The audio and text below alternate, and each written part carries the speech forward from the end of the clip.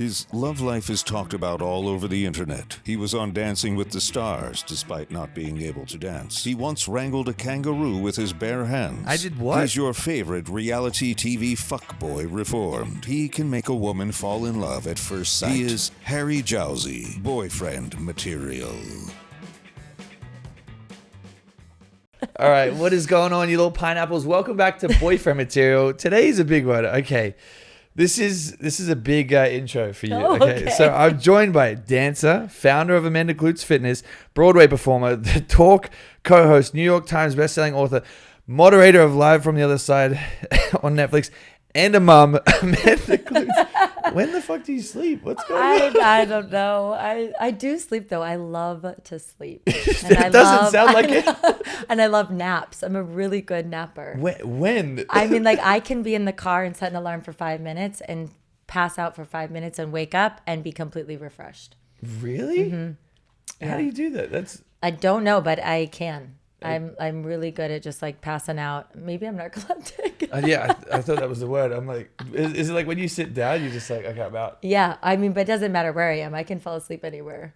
How do you find the motivation to do so much stuff? Like, I love it. I love working. I love creating. I love the idea of something and then seeing it materialize. I just find it so fun. I've always been that way. I've always been like a workhorse and a hustler. Yeah. So we connected on, if you haven't seen it, you got to watch Tyler Henry's show on Netflix. It's live every Tuesday and they just got extended, or you guys just got extended till when? Till December 10th. It was a really, really crazy and weird experience. What's it like for you sitting there and watching it all go down? It's really cool. I did not know Tyler before I auditioned for this show. No. And ironically, like I have a 5-year-old little boy. His name is Elvis and he loves hockey.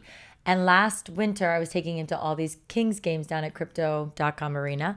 And crypto.com arena, that's what he calls it. So now I call it that. That's what it's called. I just said, I think you could drop the .com. No, I think it's called crypto.com, isn't it? It was just crypto arena. Well, listen, there's two blondes trying to figure this out. No. Anyways, that's what Elvis calls it. So there's this huge Tyler... This is huge. See?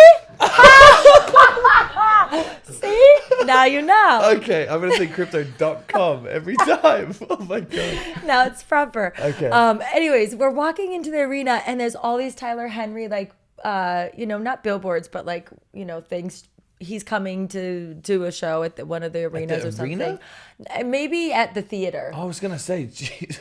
Anyways, and so I'd walked by it so many times and I was like, I had this weird premonition. I was like, I'm going to meet that guy one day because I've had a couple medium readings and I have always found him fascinating, but I never got to meet him. Yeah. And then cut to auditioning for this show and then finally getting to meet him. It's really cool sitting by his side every Tuesday. I mean, I'm learning a lot. I'm learning his energy. I'm learning kind of how he works and processes everything. He's so kind. He's so genuine. He's so wonderful. I'm starting to feel like he's like my little brother. I really like him. Yeah. Oh, he's so gentle. Yeah. With how he like delivers news. What has been the biggest thing you've taken away from kind of being in that experience and watching someone read a bunch of people? Yeah, I think my biggest takeaway is that the people that we love that are in our lives never leave us. Yeah. They really don't.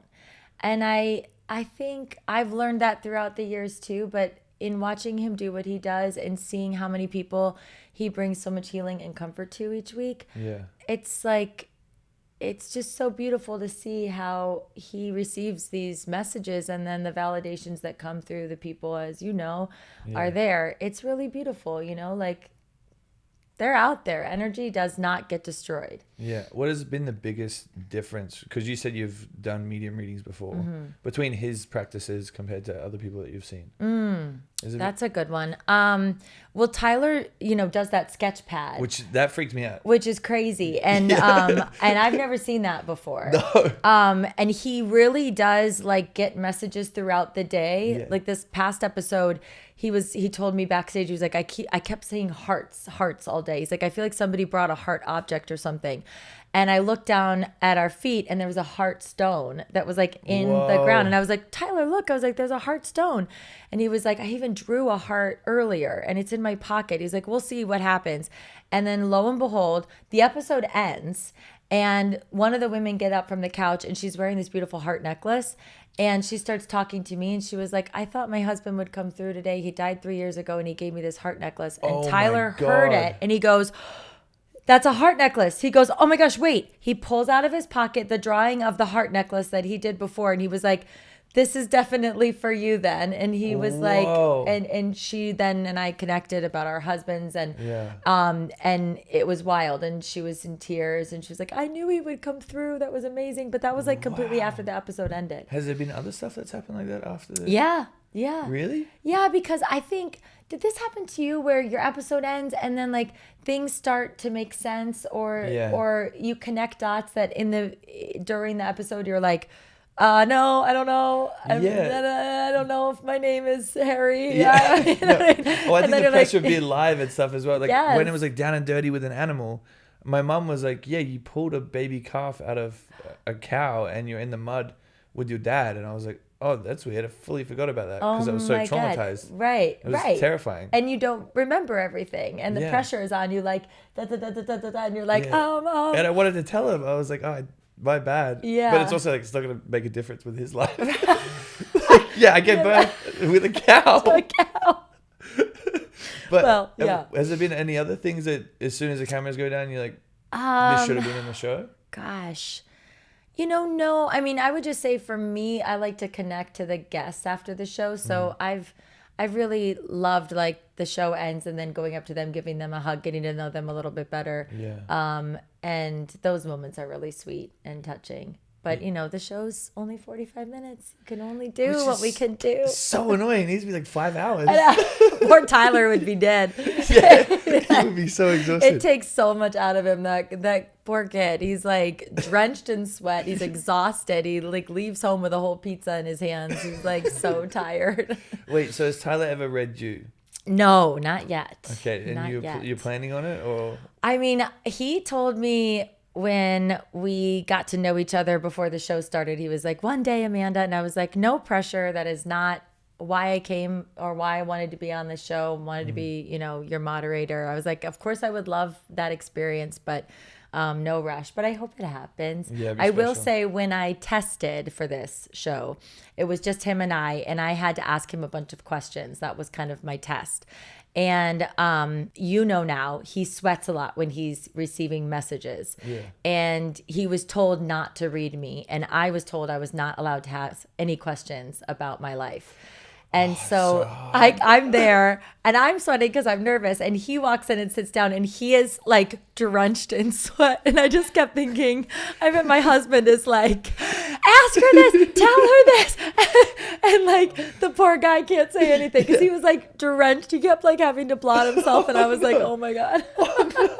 So I don't know. I hope one day that'd be really special. I think that'd be special. So have you always been spiritual or Yeah, I grew up Lutheran. Wait, what's Lutheran? Lutheran is like Presbyterian and Methodist.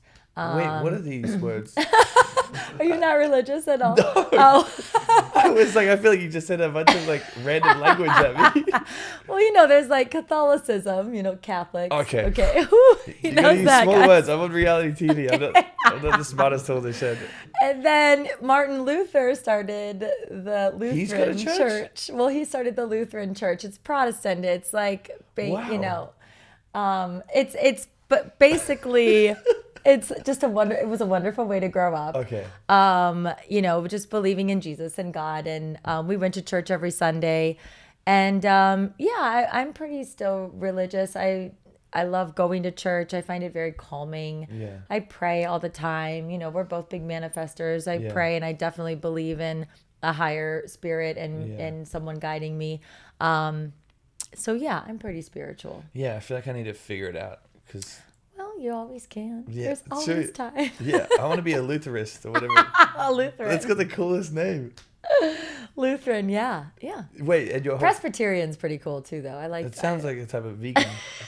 Presbyterian? Presbyterian. Sounds like someone that just eats vegetables. It does. Well, pescatarian is a person that eats fish. Okay. Wait, so what does a Presbyterian do? I love you. They just have fish at their church? No. Presbyterian, Lutheran, Methodist, they're all very similar. It's all sort of the same like tree. But now I just like to go to like I just like church, like a non-denominational church. I won't throw any more terms at you. Go ahead. Non-denominational is crazy. I don't know what that means either. No, we grew up because my parents were like, they had religion like forced on them when they were kids. Yes. So they're like, we want you to make up your own mind. Yes. When you turn 18. Yeah. And now I'm 27 and I don't know what I'm believing in. Yeah. But I believe there's something. Yeah. Because I had like a few like spiritual retreats and I was like, there's something there, but I just got to figure it out. So maybe I'll just start going to non-method pescatarian church. Come to pescatarian non-Methodist church with me any day if you want. Elvis and I will gladly accept you by our side. Yeah, I think I need it. You might need to learn a few terms. I will say though, like I grew up very religious and this kind of stuff was looked on in poorly. You know what I mean? Like you die, you go to heaven. You can't really, talk to the spirit world is kind of, where I grew up. And then I think like after losing my husband and people contacting me and being like, your husband's trying to talk to you and through me and would you like to know? I was like, yeah, I would like to know. Someone would call you and be like, hey, surprise. On Instagram, people would reach out to me and be like, your husband is trying to get to you and I've been receiving messages. Would you like to hear what he has to say? And, you're so curious, especially in the beginning. Like when I lost Nick, I was like, yeah, I'd love to know what he's telling you, stranger in Rhode Island. Like, why isn't he talking to me? But sure. Yeah, I'm his wife. Yeah. So then I would like start talking to these people and like the things that they would say was just like mind blowing. Like things that there's no way that they would know. And they were mediums and there weren't a lot. It was happened maybe like 2 or 3 times, but it sort of really did take a new spin on what I believe and where they are. My beliefs, my core beliefs in art haven't really changed. It's just so much like that has happened since Nick's passed away that I feel like that there is definitely they don't leave us, that they're around us all the time. See, I would be way too jealous. I'm like, who the fuck are you, lady? I know. Yeah, who's he to you? Oh, but don't worry. I was. I did not like Lady from Rhode Island when she DM'd me. I was like, what the fuck? Yeah. Like, wait, what happened here? Like, why? I'm right here. Like, why isn't he talking to me? But I don't know. I mean, it was really hard to deny that when she was saying everything that she was saying, it was like, that makes sense. So. Was that the first reading you got was from Rhode Island lady? No. When he was in the hospital, a medium contacted me. Wow. And then she was the second. And then there was a woman that was here that I met, and she was my third. And then I did the Teresa Caputo show, the Long Island medium. And so she was the 4th medium reading I've had. Has there been any that were like so far off the mark? Nobody was off the mark, but my one friend Candace Dalton here, she was by far the most incredible. Really? Yeah. Wow. I was driving in my car to go meet her, yelling at Nick. It was just me in my car, but I was just really frustrated and feeling super lonely and really frustrated with the dating world and where I was in my life. And I was just yelling at him like, why did you leave me? And like all these things. And I get to the medium reading, I sit down, and the first thing she says is she was like, okay, I have a male energy coming through. He wants you to know he hears you. And she literally just answers all the questions that I was just yelling at in the car to Nick. Whoa. It was crazy. Yeah. And I was like, oh my God. I'd be like, okay, I'm sorry. I'm going to be careful. I'm not yelling anymore. I know. Like, oh, you can hear me. I'm so sorry. Yeah, I know. That's wild. I know, wild. Back to the show. What has been your favorite celebrity reading? Has there been one apart from you? Obviously mine? Yeah. I really loved Ricky Lake's episode. Yeah. So Ricky, obviously, I just relate to her a lot. She lost her husband. She's a talk show host. She did Dancing with the Stars. Yeah. She's found new love again. It was really just a beautiful episode. And and the people that she brought with her, and it was just, it was one of my favorites after you, of course. Yeah. No, I feel like mine was kind of like a blur because I was sitting there, I'm like, I was just so overwhelmed. Yours was a great episode. Was it really? Yeah. Oh, I really thought yours was really good. Yeah. Everybody and your friends too. It was. Seriously. So we good. all did. We all were like, that was a great episode. Yeah. Well, then I'm like checking my back in the mirror. I'm like, where's this third, fourth skin cancer coming up? Because that's what he said. Right. He's like, make sure you check your back. I'm like, Tyler, what? Did you check it? Like, did you go get checked again? Well, you know what's funny is when I was younger, I did the first dating show I did. I came back home and there was a weird mark on my back. And we had it cut out because they thought it was like cancer, but it wasn't. Okay. But I was like, maybe he's like referring to that because there's a massive scar on my back, and I just tell girls that I've been stabbed, so I'm like way cooler. But is it that big? Yeah, I can show you. Yeah, let me see. Yeah, it's like on my left side. I don't know if you can see it. Is my butt crack out? Oh yeah, no, your butt crack is not out. It's not a massive scar. It's like not even an inch. Okay, well that's massive. That's huge, actually. I said it's not even an inch. It's, for the record, it is not a massive scar. It's huge, ladies. I got stabbed. Okay. I got stabbed in a gang fight. Yeah, that's what I do. Yeah, I'm very tough and scary. Okay, were you ever like skeptical about mediums? And if you have advice for people that are, what would that be? I would say yes. Especially when my husband was in the hospital and that first one contacted me. I was super skeptical because I told you about like growing up religiously, and my husband was in the hospital and I had never had one before. And I forget who reached out to me. He was a very well-known medium though. And it did it over the phone. And he told me some kind of crazy stuff too, like future stuff and like 2 future things. And they still have like stuck with me. Like, really? Yeah, because like you're talking about like the skin, like you'll think of that now for the rest of your life. I know, I'm so worried.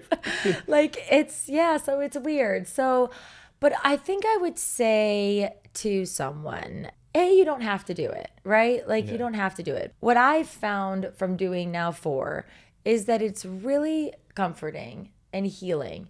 And when I go get a medium reading, and like that one I told you about, where Nick like answered those questions in the car, it just really made me feel less alone. And I was like, it was so nice not to feel like I'm alone in this battle and alone in this fight, like with, raising Elvis. It was just like, it was just really brought me so much peace. And so I think anyone that's worried about it or skeptical, like just go into it thinking like, maybe this will bring me peace. That's really sweet.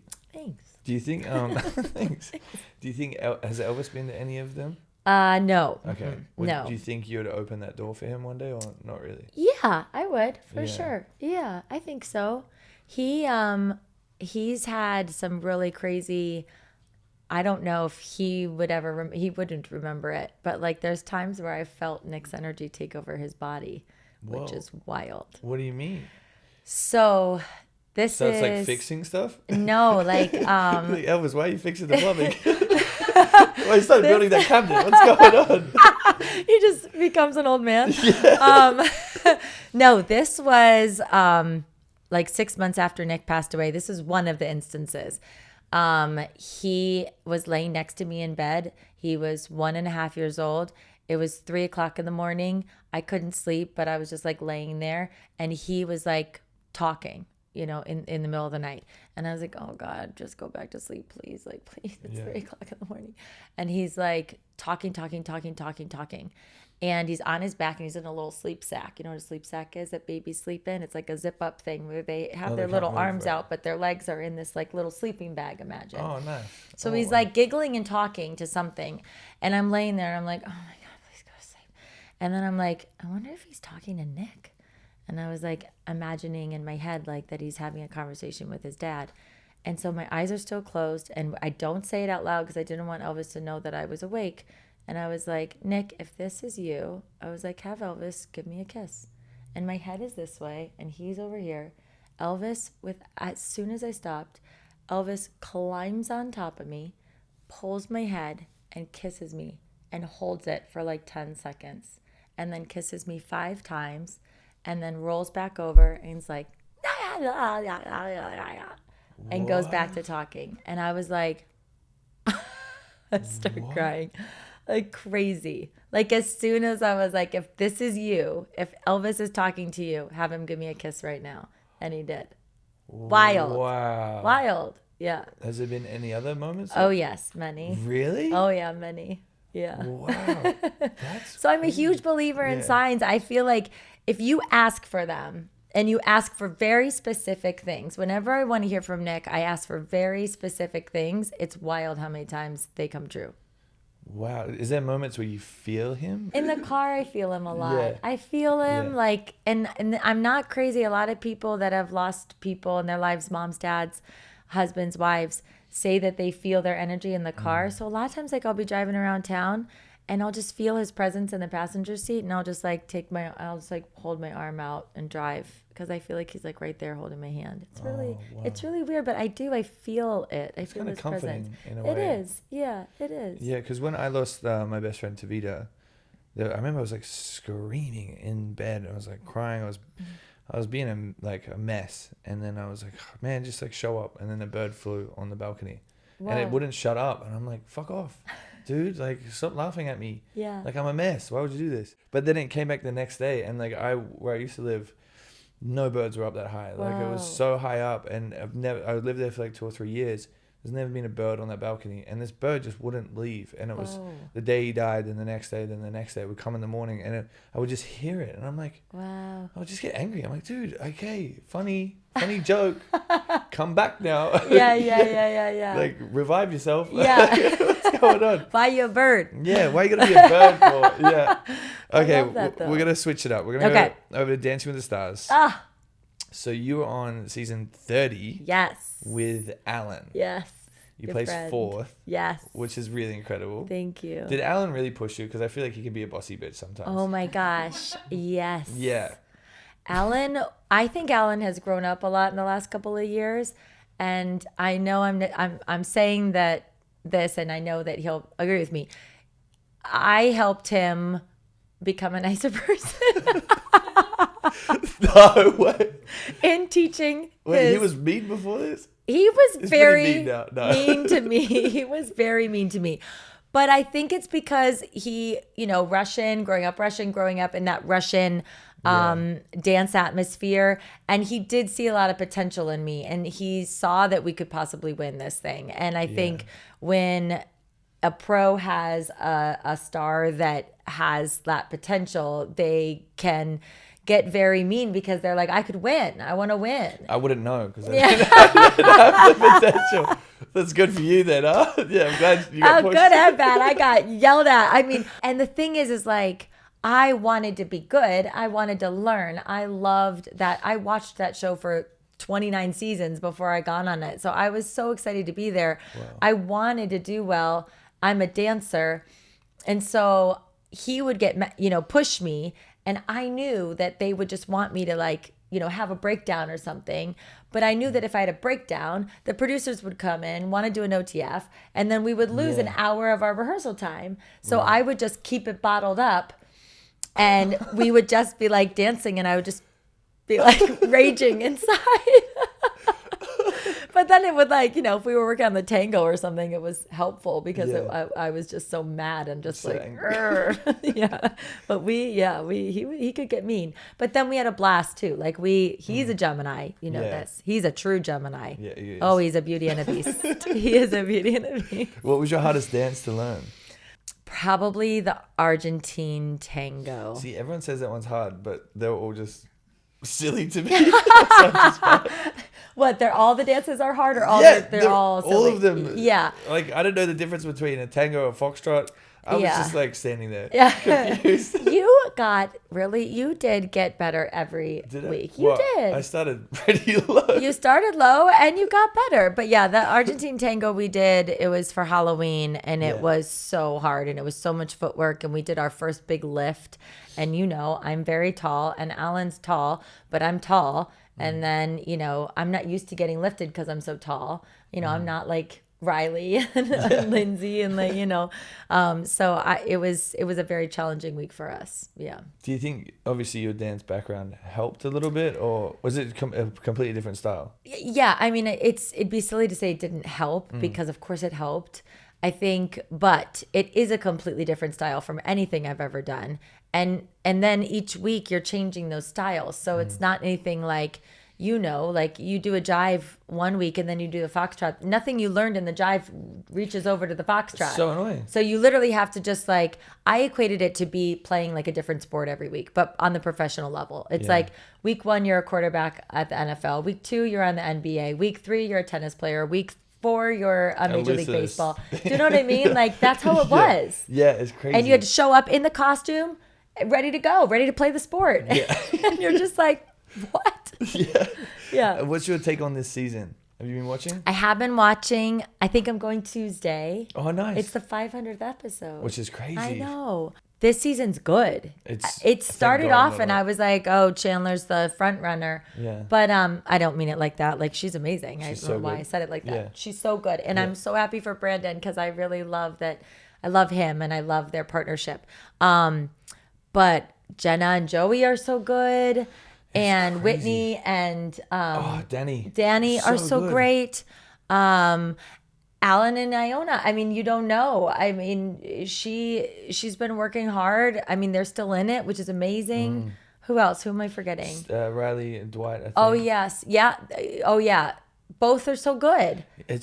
I'm like, thank fuck I'm not on this season because all I was doing last season was TikToks, and it was getting me votes. And now everyone's doing TikToks and dancing really well. I know it is really, really good. I thought the Halloween episode was great. It's good. I don't know. I feel like every season is so fun and unexpected. I love that show. Would you go back on? I would go back on in a heartbeat. Really? I'd do it for free. Yeah. Oh, don't tell Dina that. I do it for free, Dina. She knows.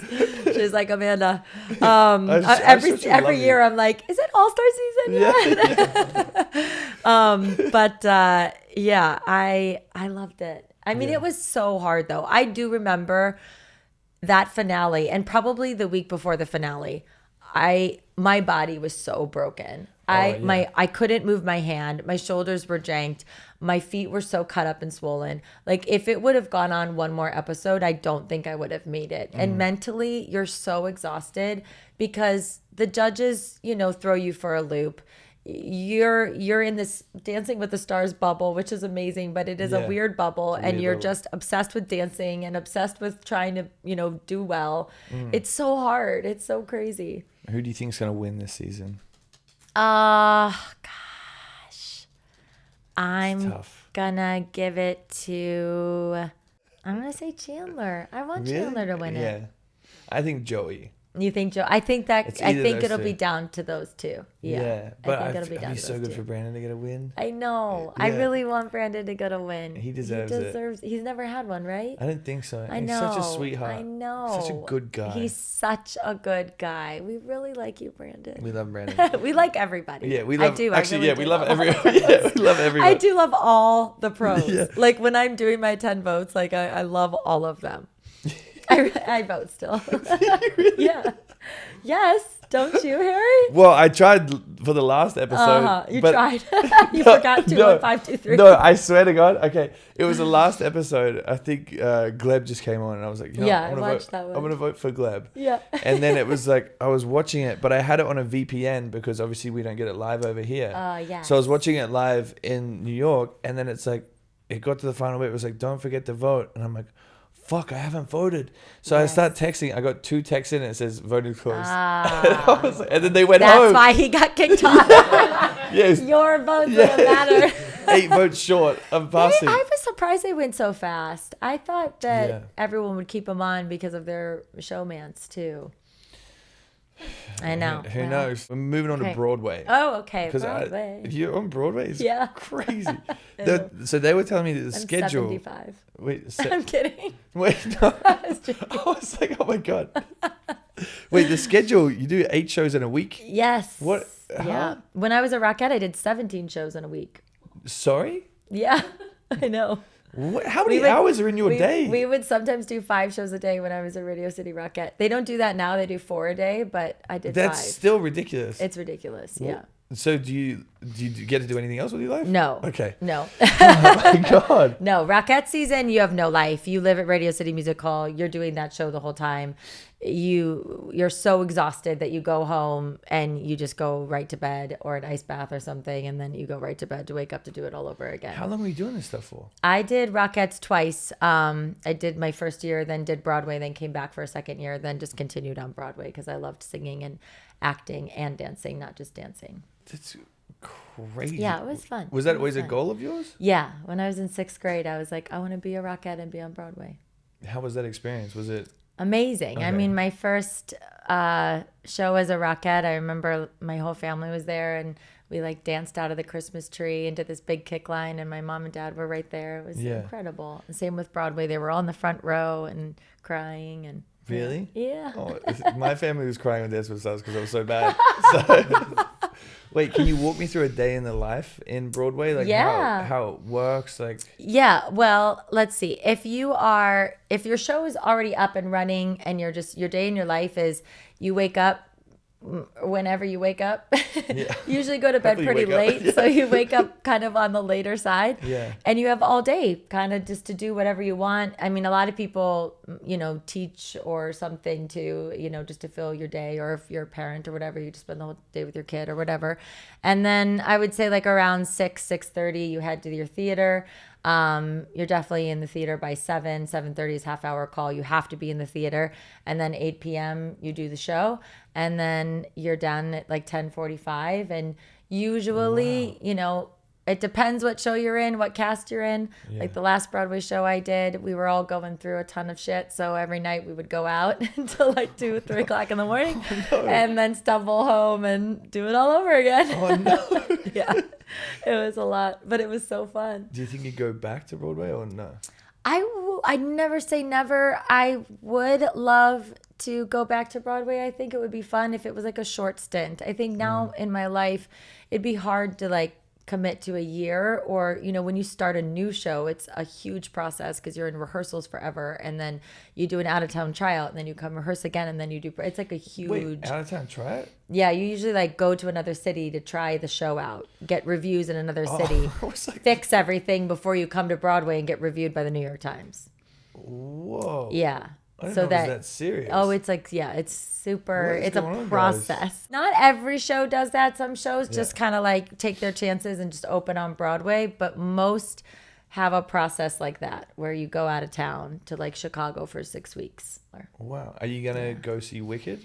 Oh, yeah, I can't wait. Are you excited? Yeah. Cynthia Erivo's a friend. Kristen Chenoweth, I believe, is in it somehow. I think. And I love movie musicals. So are you going to go see it? Yeah, of course. Yeah. Okay. I think I saw it, Wicked. Of course, it was. I got it. No, but I think I saw it in Australia with my mom, like the actual. Oh, the musical. Yeah, musical. Yeah. Oh, cool. Yeah, I remember. I think they came to Sydney or something, and my mom was. I think me and my brother. I think she went twice. I don't know why me and my brother went, but it was really fun. Yeah. It was really interesting. I'm sure she took you because it was like, it still is such a huge hit. So it'll be good. I think it'll be good. I hope it'll be good. What is the audition process like for Radio Rockette? What is that like? A Radio Rockette. I love you, Harry. Wait, did I say it wrong? Radio City Rockette. Radio City Rockette. Okay. When I auditioned, my first year, there were 1,000 girls. They hired 12. Yeah. It was over, 1,000 to 12. Wow. It was over a course of 4 days, all long, very long days. Yeah. And, you dance, they make a cut. You dance again, they make another cut. Then you come back the next day. You dance again, they make a cut. You dance again, they make a cut. You come back the next day, you dance. And then the next day was all about kind of like, at this time, it was all about like what you looked like, your aesthetic, do you fit into the line, etc. And you dance again, and then they let you know. It was, and nowadays I'm pretty sure it's a little different, but that was, Is it true you all have to be the same height? No. Okay. The trick is that the tallest girls are in the center. So I was a center girl because I was one of the tallest. And then it goes out to the shortest girls on the end. So short to tall to short gives the illusion that we're all the same height. And everybody kicks to their eye. And so if you kick to toe to your eye, everyone kicks at the same height. What? Yeah, I know. What the hell? Yeah. So it's not like, yes, I could kick over my head, but you wouldn't. I would be kicking too high. Like I have to stop my kick right there. This is crazy. I know. Oh yeah. Oh, it's like you think Dancing with the Stars was bad. Being in like military Rockettes was like, yeah, oh yeah. I'm good. I'll Like pass on that they one. know where your pinky is. Like your pinky is too high. It should be there. And you're like, okay. And they'll be like, not there. There. Was that the hardest one you've done? Yeah, Rockettes I think was probably definitely one of the hardest jobs I've done. Also because I was so young. Right. And when you're young, you're so worried and you're so impressionable and you're just trying to be perfect and you're trying to like please everybody and you're trying to make friends and there's cliques and you feel like you don't fit in and you're just trying to fit in. And so like all of that adds like so much layers on, you know? Like if I went in there now, I'd be like, this is me. This is what you got. Like, I'm doing my best. But like when you're 22, you're like, okay, yes, all right, sure. What advice would you give to your younger self that is worried about trying to fit in? You know, I wouldn't. I never liked that question because I feel like you have to go through these things in order to grow and learn. And those things shape you and they change you and they give you the thick skin that you have to like start growing, you know? Yeah. When people ask me like, what's your biggest regret? I'm like, I don't really regret anything. Yeah, good. Because it made me who I am. Exactly. I say the same thing. Like maybe a few drunk decisions. Yeah. Like, probably shouldn't have sent that text. Yes. But the rest of the stuff. But rest of the stuff, yeah. Amanda Kloots Fitness. Oh my God. I love that you're getting to everything. I do. I have a fitness company. I started this. So I decided to leave Broadway. After doing Broadway for 16 years, I was going through a divorce and my Broadway show closed. And I was just kind of like really, really lost. And I, for the first time in 7 years, wasn't going to have like support of my husband. And I was, you know, trying to make sense of rent in New York City, living now on my own, which is ridiculous. And at the time I was teaching fitness and making $40 an hour. And I was like, how is this going to add up? Like, I'm not going to be able to survive. And Broadway for me I had a great Broadway career, but it was always up and down because I'm so tall that I can't be in every show. Like it's just not, I'm not one of those ensemble dancers that could just go in and out of every show because I'm 5'7" and I can be taller, I can be short. I'm tall. Put me in a heel and I'm 6 feet tall. So it's like, I'm tall. So I was just kind of like looking at my life and I had this idea for a jump rope class and I was like, I'm going to start my own business. And I launched it with my jump rope class and it's still around today, Amanda Kloots Fitness. You can do the app and I have a jump rope class, a full body class, a dance cardio class. And yeah. Again, when are you sleeping? I mean, they work it out like crazy. Yeah, wait, what's the jump rope method? So jumping rope burns more calories than running or swimming. It's also one of the best workouts that you can do if you are short on time. It really kind of just works the entire body, from your shoulders, arms, abs, and your legs. And after being a dancer for so many years, I started jumping rope and saw changes in my upper body that I had never ever seen before. Wow. And I was just like, yeah, because jumping rope like cuts into those biceps, your triceps, your shoulders, like your deltoids. It just like started shaping my arms in ways I was like, what the heck? And so then I was like training privately this girl, and we were jumping rope to start class. And I was in my head, I was like, what if I just never put this rope down today and like just made it like a jump rope class? What could I create in my head? And so that's what we did. I created this whole class on her and we finished it. And she was like, that was really hard. And I was like, I think I just created a class. Whoa. So basically you use the jump rope as a prop to work your arms, abs, and legs. And then you use it as a cardio way to jump rope in intervals. So you're continuing keeping your heart rate up, burning fat while you're toning your body with the rope. So it's a one piece of equipment. Oh my God. You're exhausted. Yeah, I'm exhausted. This is crazy. I know. Wow. I'm insane. Yeah. What is going on? You know, I used to make Alan jump rope every time we would start rehearsal or before we would dance. Before we would dance, I would make him jump rope. Why? just to like get our bodies warm. Oh, okay. Yeah. I thought you called him like fat. Like, come on, brother. No. He's shredded now. Yeah, he's shredded now. He only eats meat. Frustrating. Carnivore diet. Yeah. Like he's always Is he still on that? No, I think he's okay. Because I was like, how long are you just gonna eat meat? Yeah. Like with no he's other. Like a teenager. I was like, you don't eat it. He's like, no vegetables allowed. I was like, what? No fruit allowed? No nothing allowed. Yeah. He's like, I wake up, I have steak, I have lunch. It's chicken. kind of it's tough. It's really tough on the heart as well. Yeah. I'm like, what? I mean, but he looked great. No, he looks incredible. Yeah. But no, I think he like slowly like weaned himself off. Okay. But I think he's still very strict on it because it's probably, I know it's just hard for him like to train when you're doing dance with us. Oh my God. All you're doing is dancing. Yeah. And when exhausted. he was with me, all he did was eat. He was like a snack attack man. Like he was always snacking. He's always has a snack. Always. And like horrible snacks, like from Doritos to like. Oh, they've got the crazy shit there. Yeah. Chocolate to Twizzlers. He was always eating poorly. Well, that's what I would do. I'd be like, oh, you know what? Let's just take a 5-minute break. I need to go eat. And then I would just destroy the cabinet. Candy. Yeah, I would literally go through everything. And I'd come back in a great mood. I'm like, all right, I'm all good now. Like, should we figure out how to dance? How to and then I'm do like, the after this TikTok. Back to fitness. So how do you find motivation? Because obviously, you know, Christmas around the corner. Yes. People are eating a lot. People are getting excited about food and whatever else. I know recently I haven't been that motivated. Yeah. What do you do to pull yourself out of that All little right. hump? Are you ready for the speech? Oh, okay. Motivational speaker. Add it. I'm going to add it to the title. No, but seriously, this is the truth. This is the truth. Okay. And I say that people ask me this all the time. And I always say, do you know how lucky you are to get out of your bed, to stand on your 2 feet, to walk, to run, to jump, to dance? You're so lucky. And it is a privilege. It truly is a privilege to be able to move your body. And by not doing it, you're taking everything for granted. And if you've ever been injured, or if you've ever sat beside somebody in a hospital like I did for 95 days, knowing that all he wished he could do was lift his arm or open his eyes. Anytime I think about that, I'm like, get your sweatpants on and go outside and jump rope. Do something, move your body. You can. It's a privilege. Don't take it for granted. I'm going to go to the gym right now. No. Right. You should let me give you a jump rope workout.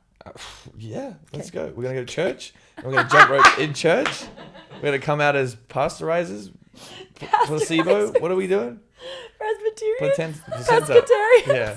Placenta. I don't know. We're coming out as everything. Let's do a jump rope workout. We can in the put church. it on TikTok and then we'll go to church. Okay, great. You're going to be a changed man after hanging out with me. Apparently I need it. So, be shredded. I would be religious. Mm-hmm. It's going to be great. You're going to be so I would be scented. Oh, I can't wait. Okay, author. What the fuck? Okay, you've got your memoir. I did, and a children's book. What? Yeah, I wrote. Okay, I need to go back to work. I need to get busy. What am I doing?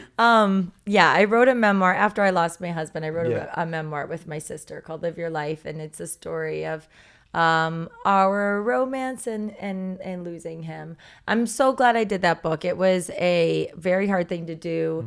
We had to write it right away after he passed away, and it seemed at the time very daunting to just start, just writing everything down. But now when I look back at that book, or if I pick it up, I'm so grateful because there's so many details in that book that I was just so fresh in my memory, because it was such a hard time in my life that, like, I'm so glad I was forced to write it all down, because now Elvis has this like perfect account of our love and our life and our relationship, and then also like what happened to his dad at that time. And that time like was just such a weird moment in our world, COVID. Like I think we've all kind of forgotten that, we were all trapped inside our houses for that long and not doing, you know what I mean? Like it was such a weird time. It was like a weird fever dream. Yeah, it does, doesn't it? Like even for me, it feels like, did that happen? Like that was such a weird moment. And so I'm really grateful that I have that book, that it happened, because it just is a good reminder. Yeah. Do you think it was like therapeutic? It helped 100%. heal a little bit? Yeah.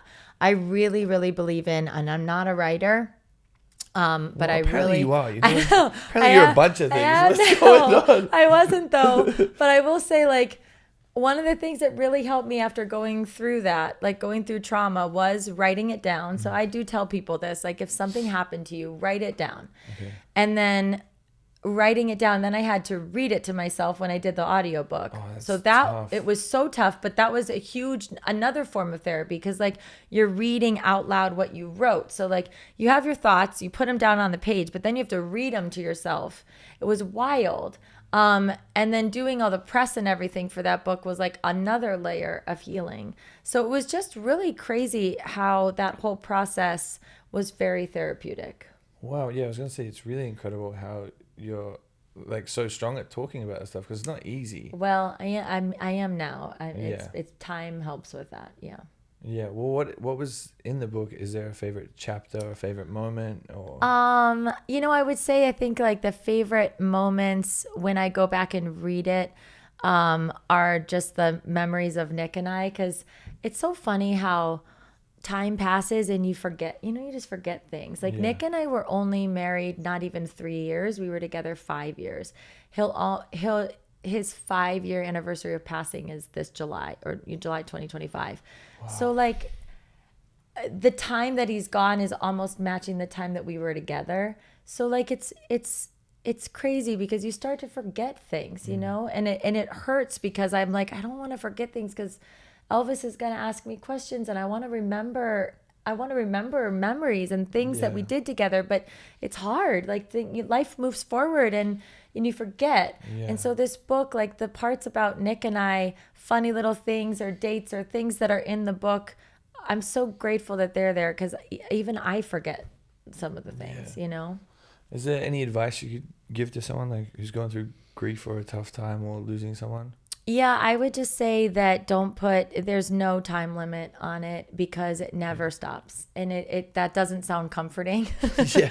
Because, that sounds terrifying. No, but I think like, listen, I have 3 friends right now, brand new friends who are all young widows that have lost their husband, and they range from in their 20s to their 40s.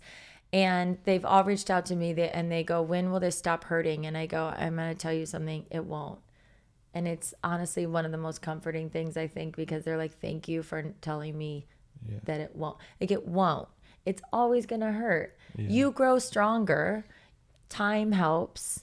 But like grief and healing, and that is a forever process, because life keeps moving on. Like anytime I see Elvis do something cute, it's adorable. And then I'm like, there's a pain, because like he's not there to see it. You know what I mean? Like so it's like little things to big things. That's why it never stops. But I think that's comforting to know that like you're not in this now to get a certificate in a year that you graduated from grief. You will never graduate. It's something that you're just going to get stronger with in time. Wow. Motivational speaker, Harry. Yeah, you're crushing it. Oh my God. No, just life experience. Well, how do you stay so positive? Like, how you? I think that death teaches you how to live. We're gonna have so many good clips from this podcast. This is crazy. Wow. Oh my God. Wait, I feel like you're a pretty positive person like before all this stuff. Yeah, I was. I've always been a positive person. I think my parents raised us to be very positive people. Yeah. I like living a positive outlook on life. I try to stay very positive on a daily basis. When I'm down, I do try to be like, okay, what am I gratefuls? Say them out loud. Yeah, same. Like let's not go dark. Let's try to find the light here. Yeah. And I've tried to teach that to my son too. I mean, even just doing that can like flip a switch. You know what I mean? Like when we go to bed, we say our gratefuls. When I say goodbye to him before school, we always say like 2 things we're grateful for before the day starts. You guys are so good. Like, you know what I mean? What you gotta team. do that though. Yeah. We're a fun team. I like our team. Yeah, it's what I was saying to my brother. I think yesterday I was like, it was this guy Charlie Rocket said the saying is like, Santa doesn't bring presents in the daytime, and he brings them at night. So whenever it's dark, you got to look for the present, because there's a present there. You just got to find it. I like it. Yeah, so that's a good one. I feel like I always lean on that one. Yeah. I'm like, okay, it's so dark, but what are we looking for? Yeah. Like, what are the positives? And I think that's also like a form of gratitude, because you're reminding yourself that this is terrible right now, but there's something good. There's something good coming. Every time I've gone through something really, really hard in my life, it has rebuilt me in a better way. So I always look at that too. Like, this is really shit right now, but I've also gone through other things that are awful and shit. And I've come out stronger and a better person for it. So it's a good reminder. And it's also part of the human experience. Like, everyone is going to deal with grief in some way, shape, or form. Wow. Yeah. It's so good. Okay. Thanks. So what about dating life now? Is it been hard? Is it? Yeah. You know what? I've been dating in LA for like 3 years. Yeah. And some goods and some bads, you know, like some guys have been terrible and then some guys have been absolutely wonderful. It's a journey. I feel like it's hard when you're a single mom, because I can go on a date and stay out till 3 a.m. and feel like I'm single and like have like this fun dating life. But then the reality is that at 6:30 in the morning, I have a son that I wake up and get ready for school. And so I'm like, sometimes I feel bipolar when I'm dating, because I'm like having fun on dates at night. And then like in the morning, I'm like, mom. So it's very strange sometimes. And then the whole debacle of like, when do you, introduce the person to your child and that whole thing. And, but I think what I've realized through all of this is that I'm now a very much different person than I was when I started dating Nick, like an extremely different person. And every time I date somebody, I feel like I learn something else about myself. Right. And I think it's all just about like learning all those little things and then, trying to find that person. Have you got a rule for when the date could potentially meet Elvis, or no? You just no rule. No, I don't. Yeah. I don't know. I just kind of let it decide. How has it been, like, single parenting? Has it been amazing? Has it been really difficult? It's been both. It's both. I mean, sometimes it's amazing because the bond that Elvis and I have is like it's the best thing ever. Yeah. Like, he's the coolest kid because he's had to just come along with me his entire life. Yeah. Like, I took him to American Idiot downtown last week. It's with Deaf West Productions. Daniel from Dancing with the Stars, Britt's fiance, is in it. Oh, right. I thought it was just like a play on me. It's Green Day. You know Green Day, right? No. But like, no, he's sitting there dressed as Billy Joe Armstrong from Green Day, fake tattoo sleeves, because that was his Halloween costume. So cute. And it's in sign language with singing also. Wow. And he's on the edge of his seat watching the whole thing with me. And then we go out to dinner and we sit down and he goes, "So how was your day, Mom?" And I was just like, "You're 5. You're the coolest kid in the entire world." Wow. I love. So like those moments, I'm like, this has been so fun sharing this time together with him. Yeah. I think the hardest part about single parenting is that you're doing it alone, obviously, and it's really hard when no one sees the hard work. Like when you're with a partner and like at the end of the day, you get into bed and you're like, "Oh, that was a hard day." And it's so nice to have somebody go, "You're a great mom. You did a great job today. That was Elvis threw you a loop today." Yeah. Like, I get into bed and I have to tell myself that. And that's really hard. Oh my God. Oh, you poor thing. I'm going to text you that every day. Okay, yeah. Thanks, Harry. You're doing amazing today. Like, Harry, leave me alone. No, I'll take it. Thanks, Harry. What's been, what boundaries do you think you've put on yourself when putting yourself out there? Or is there none? You just go on with the flow? Gosh. Living life? You know what I'll say, which is like sad? Yeah. I think I've become less vulnerable in dating because I feel like I normally would be super vulnerable and honest and just kind of like I'm very trustworthy. Like, I'll immediately just trust somebody if I like them, if I feel a connection with somebody. And then, 5 dates down the road, you realize, oh, this isn't going to work out or something. And God, and then I'm like, why did I like open up so much, like so soon to that person? And so I think boundaries I've set now are just kind of like, I've kind of like built up a lot of walls, which is not great, but it's also kind of what's just happened. Like, I've built up walls, and I don't really trust people anymore for a long time. I know. It's tough. Yeah. But also you have like a little man there. So yeah, I do. And it's just like, I've been through a lot. Do you mean too much? I've been through a lot. And also 900 businesses. Like, yeah. Yeah, you just need some love. Yeah. And it's hard because like every relationship also brings up kind of different layers of grief too. So I deal with that a lot too. Like I'll really start to like somebody, but then like grief will kick in, and then that's hard. And so, I don't know. I think right now though, if I had to say, like, I'm really just trying to like figure myself out and take a little break from relationships and just really try to like focus on me at the moment. Well, my audience is a high percentage of ladies. Yes. Okay. So what advice would you give to them? Going out on dates, but also potentially not going on dates and focusing on themselves. Like, is there things that you've done that you're like, oh, this makes me feel like a strong woman? Yeah. I found a sexy dance class I go to. Really? Every Monday, and it has changed my life. Yeah. What? Yes. So it is so fun. Wait, I think I saw you post this. I post it because I want to inspire women to like find this in themselves because it helped me so much. But basically, I would say like 2 years ago, I was going through like a grief spiral where again, because I live alone and I'm a mom, I was missing like that man in my life saying like, you're so pretty, or like just giving me hugs and kisses and just, like feeling, that presence makes you feel feminine. And then when you're a single parent, you're the provider and you're doing all of the things, you feel masculine because like you're taking on all the masculine parts of life. And I just started to feel like my self-confidence and sexiness and femininity like really drop. And I had seen my girlfriend taking this sexy dance class, and I was so terrified to go, even though I'm a dancer and I know I can dance, but I'd never taken a class like this before. And I was like, you know what? I'm just gonna go. Like, if I'm horrible, I'm horrible. Who cares? I'll never go back. And I loved it immediately. And now I've been taking it for 2 years, and I go every Monday. And it's this beautiful community of women who aren't really even dancers, all shapes and sizes, all ages.